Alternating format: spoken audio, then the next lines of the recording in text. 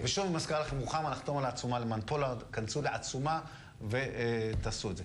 שלום יואב גוטרייך, מיוזמי מחאת המשכנתאות.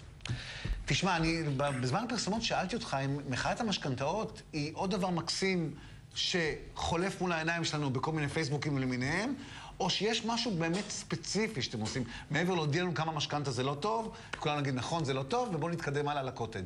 יש משהו ספציפי שאתם עושים, שאתם מניעים את הדבר הזה קדימה?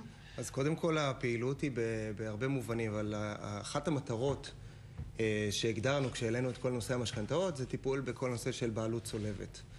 וכשנכנסנו לבדוק את כל הסיפור הזה, והמופע הכי חריף הוא בחברת שיכון בינוי, אז ראינו כל מיני בעיות שלגבי כל נושא של חוק צינון, או כל נושא של בעלי תפקידים שהיו בעלי תפקידים בכירים במשרד האוצר, פתאום מוצאים אותם בשורה של תפקידים בכירים בשיכון בינוי. אתם גם מייצרים סרט פרובוקטיבי מאוד, אני חייב להגיד, שמתייחס לשיכון ובינוי של שרי אריסון, עליה דיברנו כבר לא מעט עם דוקטור ביטון קודם. אז בואו נראה קטע קצר מהסרט. יש לנו את זה, חברים.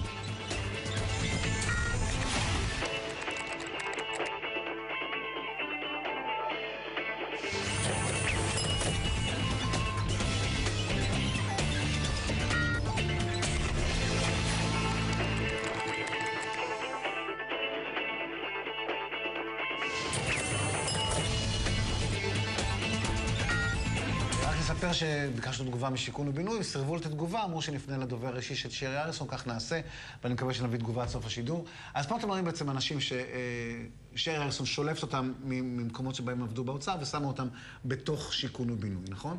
יש פה קשר, קודם כל אנחנו, לכאורה אפשר לשאול מה הבעיה שבן אדם שבנה את עצמו באופן לגיטימי, שילך אחרי זה ויעבוד בחברה ציבורית.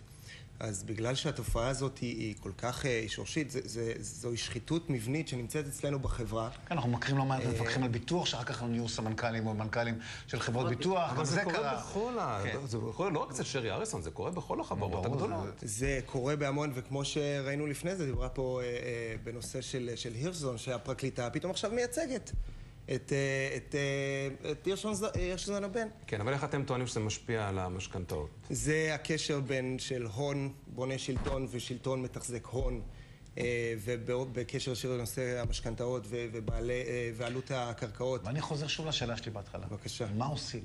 אז זה סרטון מאוד יצירתי, אוקיי? מאוד קסום מבחינה יצירתית. מה עושים? מה אנחנו הציבור? סליחה, המטומטם, אמור לעשות עם האינפורמציה הזאת שאתם מביאים? קודם כל, הציבור צריך לדעת שיש פה פעילות שהיא בחסות החוק, אמנם, אבל היא לא בסדר. זה משהו שאנחנו צריכים לשנות. ברמה של פעילות, אז אנחנו מתכננים הרבה הפתעות ברקע, ואנחנו מגייסים עכשיו פעילים בשביל באמת לצאת ולעלות יחד עם כל מיני מחאות עולות מחדש, בשביל באמת לצאת ולעשות שינוי שהוא שינוי אמיתי, שלא לצעוק כואב לי, אלא באמת... רק לסיום, יחסית לעולם, מה מצבנו? אנחנו משלמים ריבית הרבה יותר גדולה, אנחנו נקנסים על המשכנתאות בצורה הרבה יותר חמורה מאשר ידידינו באירופה? לגבי המשכנתאות כן. לגבי חוק צינון, המצב הוא פחות או יותר, הוא אותו דבר, למרות שברק אובמה, כשהוא נכנס לתפקיד, הדבר הראשון שהוא אמר, או אחד הדברים הראשונים, זה באמת לטפל במעבר הזה בין... מעבר בין תפקידים ציבוריים לתפקידים פרטיים. אגב, באנשי הצבא טיפלו יפה, כאילו, גזימו אפילו, נותנו להם 3 שנות צינון, אם אני לא טועה, נכון? 3 שנים? יש 3 שנים, ב-2007 חוקק, אבל גם צינון בין חברות ציבוריות לתפקידים פרטיים. 3 שנים לפוליטיקה. כן, 3 שנים לפוליטיקה. אני אומר, שם זה טופל, כאילו, במעבר הזה, וצריך להיות שנה, אני לא יודעת כמה זה נחף, אבל זה לא מספיק. אנשים יכולים ליצור קשרים ולקדם עניינים. יואב גוטרייך, תודה רבה.